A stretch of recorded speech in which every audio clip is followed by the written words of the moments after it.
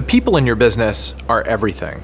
It almost doesn't matter what field you work in. It's people who make the product, and it's people who talk to customers. One of the most important, if not the most important thing I think you can do as a CEO is to pick great people, to motivate them, to get them excited to come to work every day, and to make sure that they're doing the absolute best possible job in the most productive way possible.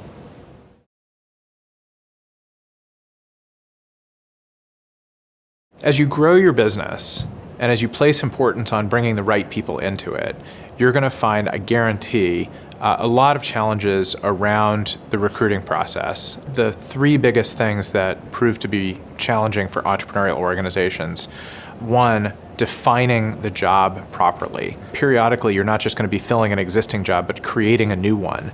And taking time out to really stop and think about what you're going to be paying someone to do, what you need done. Is it a full-time job? And is it the kind of job that's easy to hire for? That job definition piece becomes very, very important. The second thing that a lot of startups fail to do is put the time into the recruiting process that they need to get a good outcome from it. And you should think of it almost as seriously as as getting married or as adopting someone. You're going to be spending a lot of time with this person. They're going to be a big part of your workforce. The final challenge that I think a lot of startups have is they think that the recruiting process ends when they hire someone. And our philosophy at ReturnPath has always been that the recruiting process doesn't end until 90 days after the employee has started. And that last leg, the onboarding piece, becomes particularly important to make sure that the new hire sticks and that they get integrated into the organization, they're up and running, they're productive, and they know what their job is.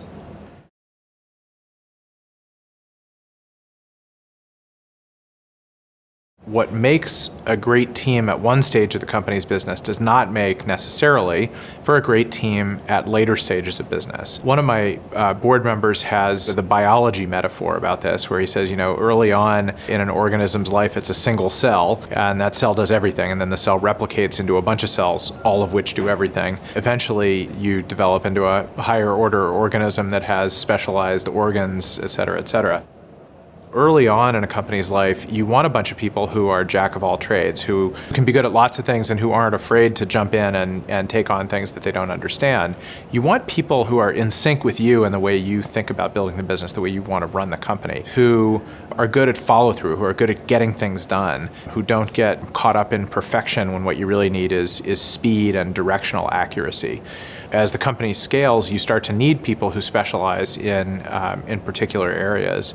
And I think one of the traps that a lot of entrepreneurs fall into is believing that every employee can scale with the business and every employee can grow into a more specialized role over time. When in fact, some people aren't good at that and don't like that, and some people actually thrive better in smaller environments, just as some people are specialists and are probably more cut out for larger environments. I've had some members of my team who've scaled really well and who have grown consistently with the role, stayed one step ahead of it. I've had others who over time have decided or discovered that it's not for them. I'll never forget, there was one day when we were somewhere around 25 employees, and one of our engineers, our software developers, came in to see me, and he said he was resigning because we had gotten too big and too corporate at all of 25 people. I asked him what he meant by that, and he said, I just realized that it used to be in the early days that we all made every decision together, and now I see meetings happening that I'm not part of, and it just doesn't make me feel like I'm part of the team anymore.